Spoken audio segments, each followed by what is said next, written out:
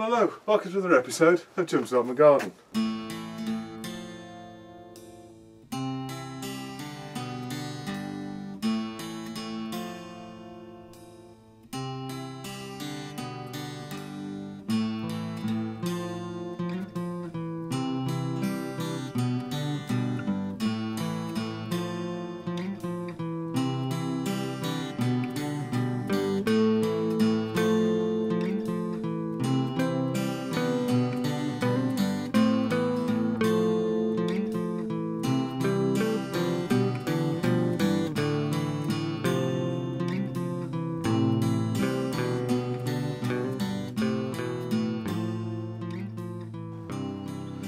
Okay, so I'll take you on a quick tour because I've not done a video for a few weeks.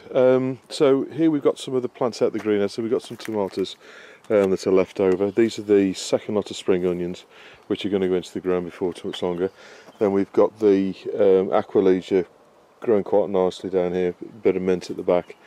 And then these are the asparagus plants that we planted this year, and then at the back there we got the full hollyhocks that have grown out. These are the second lot of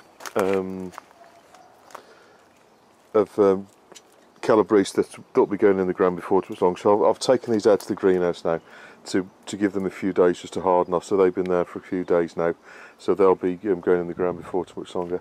In this greenhouse here, there's quite a big difference. What I'm halfway through doing at the moment is potting all of the peppers up. So as you can see, what we've got here is the jalapenos. They've gone into these sort of 6-inch pots, and then these are the sweet peppers, which have gone into sort of either 12 or 10-inch pots.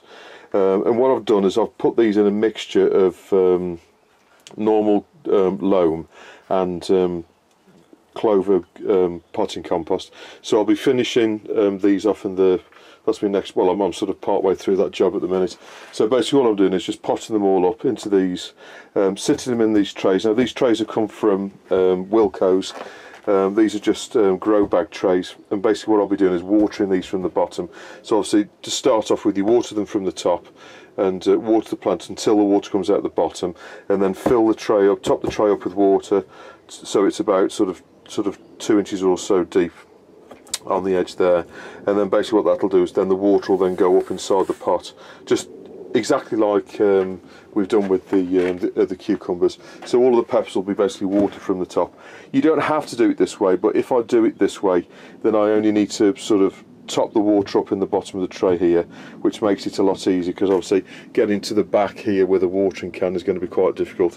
Whereas if I just top the trays up from the front here, make sure there's a couple of inches of water in each one of the trays, then the plants will be perfectly fine. So it makes it very easy to water the plants. So those are the jalapenos. They're almost done. I've just got these sort of 2 or 3 here of jalapenos left to do, and then these are the long red Marconi peppers, so they'll go sort of in this area here, and some more trays to go in here.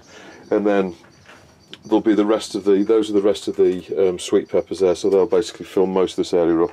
And then we've got this third type here, which I can't remember off the top of my head what it is yet, but they're almost in flower. I don't know if you can see just at the top there's actually some flowers forming, so I really do need to get these potted up. So all of these will be done next. That's basically the next job. Right out here, it's a bit of a mess because I'm sorting out, but this is the comfrey. The comfrey is going to be cut down and put into the comfrey tea maker. I did actually notice on Gardener's World this week that Monty Don was actually making comfrey tea, and he puts water in his. If you do that, it really makes it smell. What you want to do is chop the comfrey up and then put it into a tub. Don't put any water into it at all. And what that will do is it'll then break down and create your comfrey tea, which basically looks like looks very similar to sort of like a dark liquid. This is something I made from last year, which I'm feeding the tomatoes with. So it's like a sort of dark brown, and then basically all you do is just put a bit of that into your watering can every night. At this time of the year, you can do it once a week. What I typically do is if you've got 1 set of flowers on your tomatoes, do it once a week. If you've got 2 sets, do it twice a week. 3 sets of flowers, do it 3 times a week. And basically what you need to do is put, I don't know, about half a cup full of that into a big watering can, and then water that all over tomatoes. Obviously not all over your tomatoes. When you're watering tomatoes, you want to water the ground and not the leaves. If you water the leaves, you can potentially cause or encourage the environment for blight to form inside your greenhouse. So don't get the leaves wet, always water the ground, not the tomato plants themselves. So anyway, in here what we've got is those three there are the Golden Sunrise tomatoes. What you obviously need to be doing at this time of year is pulling out these sort of little side shoots off the plant to make sure that there's none of these forming, because they'll form basically sort of branches off the plant which you don't want. These are sort of cordon type tomatoes, so anything like Alicante or Gardener's Delight, Moneymaker, or this Golden Sunrise, what you want to do is grow one main stalk up the cane, and then all the tomatoes, everything to come off that. Obviously these branches can grow quite quickly. As you can see, that one there is quite big. That's one I missed last night. But pull them out like that, and obviously discard them. Now other tomatoes like Gardener's Delight, which are these two at the end here, I'm basically growing them in pots in a tray with water in. Basically those are bush type tomatoes, so let them grow as they want to. They'll throw branches out and they'll throw lots. Don't try and grow them as a cordon, because they'll basically you'll be fighting a losing battle. Right, so over here again we've got more Moneymaker tomatoes, and I keep sort of going around pulling the branches off, but this time of year you really do need to keep your eye on them. As soon as the branch starts to form on the side, like here there's one just there, I don't know if you can see, just pull it off to the side and take it off, and then that will stop that growing. So those are the so we've got Gardener's Delight on that side, and then we've got Moneymaker on that side, Moneymaker here, apart from these last three here which are Golden Sunrise, and then we've got the Gardener's Delight in the end there. Some of them have gone a bit weird already. You do get this with tomatoes. For example, here what we've got is a leaf. I don't know if you can see that, and then halfway up the leaf we've got two flower, it's almost like a branch coming off, but it isn't a branch, it's just a leaf, but it's got two fruiting trusses on it. So I'm just going to leave that as it is. You do get that with tomatoes. You get these weird, I don't know, branches or sort of part leaf, part fruiting truss growing. For example, here look, we've got a fruiting truss with a leaf coming off the end of it. So you do tend to get that. Just ignore it. If it's a branch, take it off. If it's not a branch, leave it there. What you can do is take that leaf off. You could pinch that leaf off there, but it's not doing any harm as it is. So that's the tomatoes. Obviously the grapes are forming really well. I'm constantly trimming the grapevine down to try and stop it from going so rampant, but you can see there's loads of grapes forming. What I will be doing is going through here. You can see here the grapes are forming really well. I need to go through and thin them out. So what I'll do is the ones that have developed well like that, I'll probably leave that, and then these ones, for example here, that are a lot smaller, I'll probably take that off, so the plant focuses on. So with a grapevine this big, really what you want to do is have no more than 10 bunches of grapes along it. Any more than that and they won't form properly, because the plant just basically can't support it. So that's a grapevine of, I don't know if you can see the rootstock there, it's around 1.5 inches or so in diameter. When it gets to that kind of size, you can have maybe 10 bunches of grapes, I'd say between 8 and 10 bunches of grapes along the vine. Obviously as it gets older, you can potentially have more bunches of grapes, but you always need to take some of them off, because basically the plant can't support them all to sort of form into the larger grapes. So you're much better off quality rather than quantity. Take off them all apart from 10, and then let them 10 then develop into really nice big grapes. Right, we've got some sunflowers here, and they're going to go into the ground. So we've got two tiles. These are the large giant sunflowers here at the front in the square pots, and then these ones in the back there, they're the smaller multi-headed ones. All of those are going to go out into the garden. There's already a load planted out, but these are going to actually go into the garden as opposed to the allotment this year. Then we've got, this is some more celeriac, which was a little bit later. The parsnips have not been germinating well at all. I've got no germination in the parsnip propagator at all. So actually today I've been out and bought some more seed. I'm going to grow some more, put some more seed in there. Don Pedro planter in the bottom here, and there's a few sort of rogue beans there which will be putting out in the not too distant future. And then we've got the alpine strawberries there. Okay, it's just coming out here. We've got two very lazy dogs. It is quite hot today though. All of the this is the hollyhock. I don't know if you can see that now. It's about 6 foot high now. So that's growing really well. What I might need to do is put a stake on that just to hold it in. But the mint and the lemon balm. There's another hollyhock at the back there. I don't know if you can see. That's not started to grow its spine yet, but you can just see the flowers forming here. So this is going to be covered in black flowers before much longer. Then on this side, we've got the rosemary at the front doing well, the mint, the sage. The rosemary, unfortunately, I think I've reached the point where I think what I'm going to do is take this bush out altogether, shred it, and then this one at the front here, which is a healthy rosemary bush, what I'll do then is replant that a little bit further back. But I think this one at the back, the original one, is no good. I don't think it's going to recover from where it is now. So I'll be taking that out before much longer. Right, here we've got the celery growing. I've got these are some butternut squashes in there, but you can see the celery sort of dotted there. This is the spinach, which is also hardening off, so that's going to be going out in the next few days. So that's the celery in there, and I've just got these trays dotted between them at the moment. And then obviously this is the asparagus that was grown last year. So I'm just sort of keeping that there. That's going to go out into the ground before much longer. Again, this is the second batch of comfort. You can see the bees are really loving it. There's bees constantly all over this, all through the day, particularly in the morning. Right, the asparagus, as you can see, is growing really well. There's bees all over that as well. I don't know if you can see over there, but there's loads of bees buzzing around at all the little flowers. This does need to be tied back. Unfortunately, I've got bindweed running through it. What I've done is I've left the bindweed a little bit so I could spray it, which I have done. I don't know if you can see, the plant is starting to die off. That's why these leaves are going yellow, and these are going yellow as well. So what I did, I left it to grow, and then I've sprayed it with Resolver to try and sort of kill the roots off in the ground. So that's why I left that growing, and that's why these are going a little bit yellow as well on here. Right, so going down here, obviously the raspberries are growing really well. The fruit trees, these are the unfortunately the pear tree, I don't believe is growing. If I scratch the bark back, you can actually see that it's green on the inside.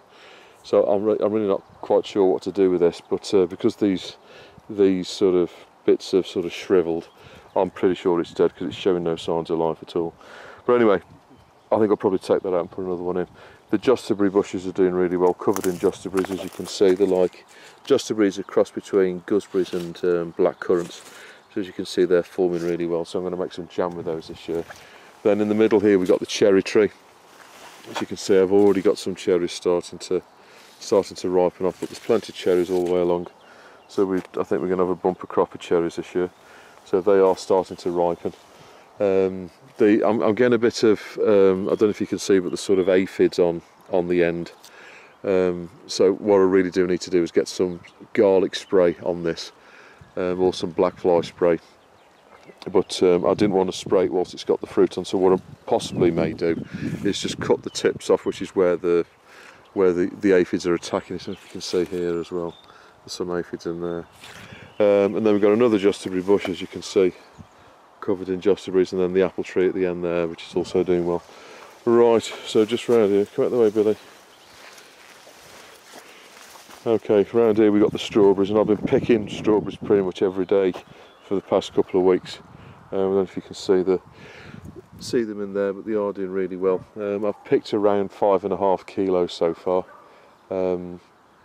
of strawberries, so I think we're probably going to end up with probably about 10 kilos of strawberries this year, but they are growing really well. As I say, I picked them yesterday, and there's already another load ready to pick.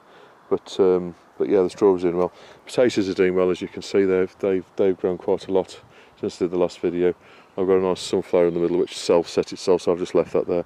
But what I have been doing is going through and weeding pulling out the weeds. I do need to go through it again before they get too big that I can't walk over them, but I just need to go through and pull any weeds out now. I've already hoed them up twice, so I don't think I need to do that again. But what I do need to do is go through any weeds that are in there, pull them out and get them in the bucket and put those on the compost.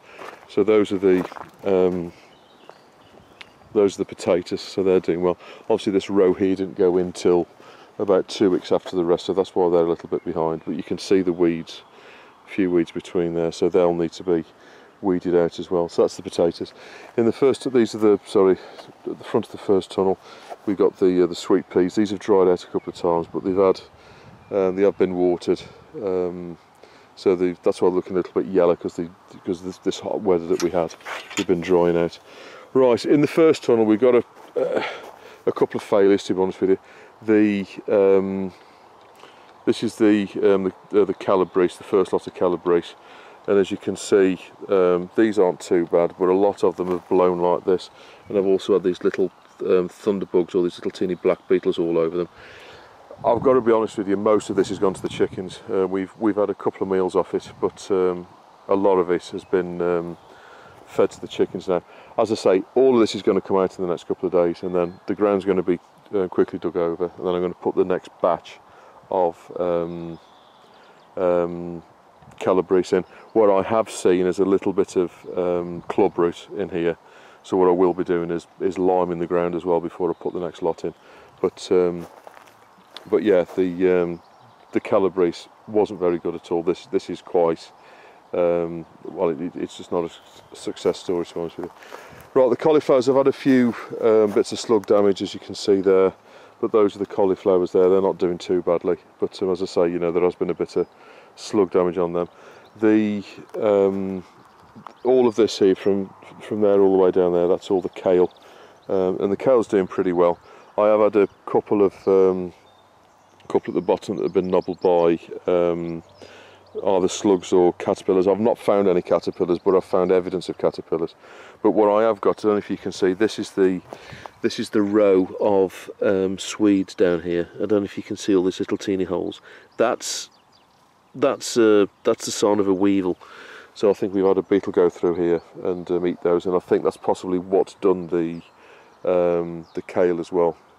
So I think we've had some beetles running through here that have you know, sort of eaten away at those. But anyway, that's the first tunnel. Not doing brilliantly at the moment, but it's not doing too badly. The kale, we can start cropping that before much longer. As I say, all of this side's going to come out, and I'm going to put the fresh second batch of calabrese in there before much longer. So that's the first tunnel. Right, move over to this, between the two tunnels. Right, what we've got in here is these are the 3 rows of parsnip. The germination is not very good at all. That's a parsnip plant there, as you can see. I can get those weeds out. I've weeded between the rows, but I've not gone in yet. I'll disturb the root. That's a parsnip plant there. In fact, there's 2 there. That's a parsnip plant. But as you can see, here there aren't any. So the germination's not very good at all. I'm struggling to. There's one there. That's a parsnip plant. You can see the sort of serrated leaves. That's a part. There's 3 together there, and yet there's none here. So what I've done, as I say, is I bought some more seed, and I'm going to put some seed between where there aren't any. But these are parsnip plants here, and then I've got a space. I think that's a parsnip. That's a parsnip. That's why I've not weeded it yet, because you know, the plants are still sort of coming through. But there are parsnips in the row, but there are some sort of spaces of sort of 18 inches or so where there's nothing. So what I'll do is I'll put some seed in there, because the ones out of the propagator haven't come yet. Right, and here we've got the celeriac. So I've planted the celeriac in exactly the same way as I did the celery. All I've done is I've put them about a foot apart. Rows are about a foot apart. And they've planted exactly the same level as they were in the pot. Kept them watered over the past couple of weeks, and they're growing quite nicely. This is the kale from last year, which is run to seed, and now the pods. I don't know if you can see, but the pods are really nice and thick now. So inside here, obviously they won't be black yet, but nope.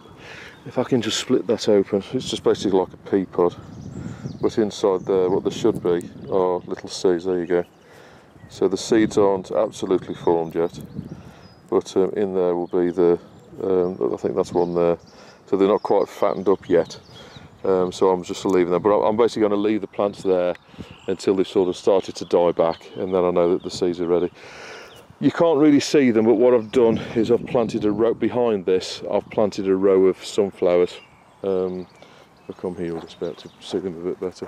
So they're the first two there. So behind, if you can see, there's a row of sunflowers there. Obviously, as soon as that cow comes out the way, then I'll be able to let the sunflowers have the full sunlight. But what I've done at the moment is put them behind the kale, so they can start to grow whilst the kale's still there. Okay, then in the second tunnel, the spinach is doing quite well. I've had a couple of plants run to seed. You can see this one here, that's run to seed. I can only put that down to the hot weather that we've had, but altogether there are a few odd ones here running to seed, but they're not doing too badly. So I am going to have the first feed off these today.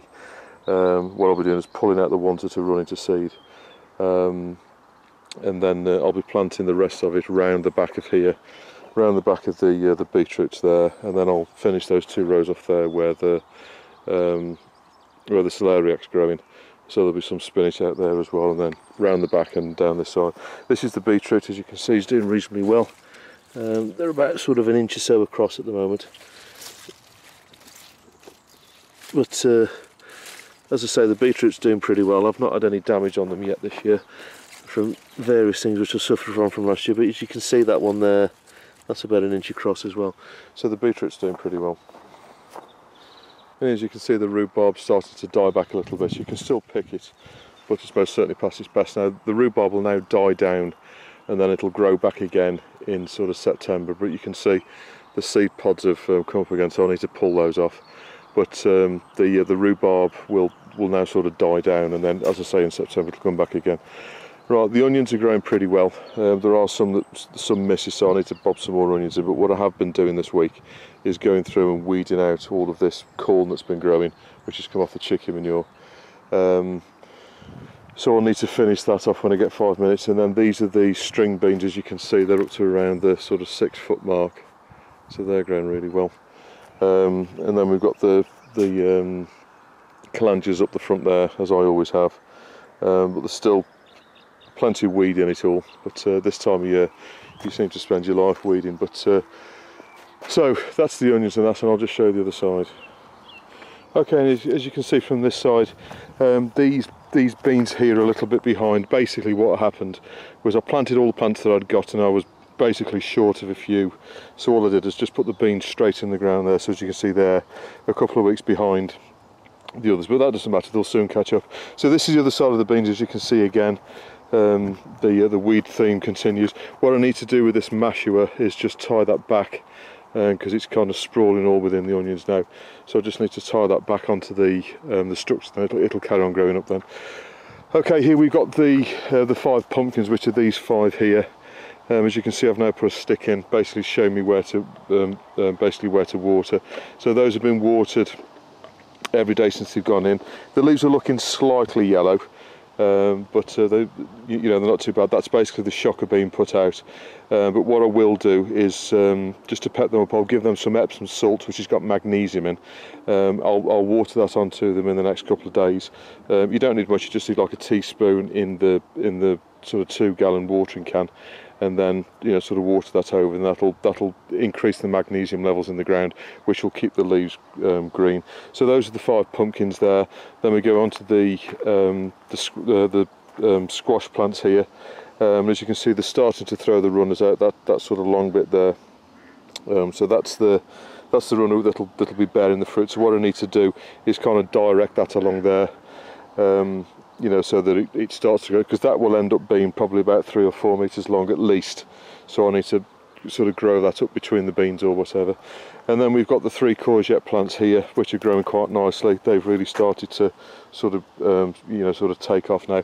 And obviously we've got amongst just between these kale seeds, the kale plants that are run to seed, and the tunnel, there's actually another 3 butternut squash plants grown, and they're just about to see one there between, and there's one further up there. So they're being watered as well, but you know, you'll be able to see them as soon as the kale plants get taken out for the seed. So that's the basically the gourd section, if you like.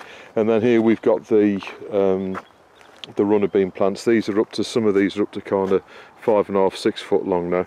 You do need to sort of come down and just make sure they're kind of wrapping themselves round the sticks, just by just sort of, you know, making sure they're going around, and they're going around their own stick as well. Sometimes they tend to blow over and start to go up the adjacent stick, or if you've got one of these diagonals, they can start to go up the diagonal as well. So you just need to sort of keep your eye on it. For example, this one here, this plant here should be going up this cane, but it's actually decided to take itself up this cane. So all you need to do is just gently unravel it like that, and then pull it round.